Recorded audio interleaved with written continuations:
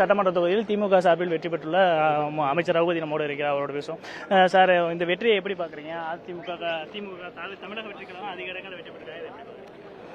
எங்களை பொறுத்த வரைக்கும் நாங்கள் நியாயமாக தேர்தல் களத்தில் பணியாற்றி இருக்கிறோம். 5 ஆண்டு காலம் இதுவரை யாரும் செய்யாத அளவுக்கு மக்களுக்கு பணியாற்றி இருக்கிறோம்.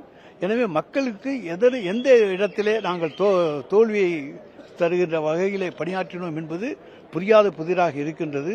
ஏனென்றால் இந்த எங்களுடைய ஆட்சியினுடைய நல்ல திட்டங்கள் ஒவ்வொரு வீட்டையும் சென்றடைகின்ற வண்ணம்தான் நாங்கள் திட்டம் தீட்டி அந்த சபை செயல்படுத்தி இருக்கிறோம். 1,32,00,000 மகளிருக்கு உரிமை தொகையை இந்தியாவிலே வழங்கியது நாங்கள் தான். இப்படி வழங்கி எல்லாமே இருந்தாலும் அவர்கள் ஏன் மாறினார்கள், எதற்காக மாறினார்கள் என்பதை இந்த விசில் சத்தம் தான் எதிர்காலத்தில் பதில் சொல்லும். பொதுவா தமிழகத்தில் திராவிட கட்சிகள் தான் கடந்த 50 ஆண்டுகள் ஆட்சியில் இருந்திருக்கு. இந்த முறை தமிழக வெற்றி கழகத்துக்கு ஒரு மாற்றம் கொடுத்திருக்காங்க பொதுமக்கள். இதை எப்படி பாக்குறீங்க?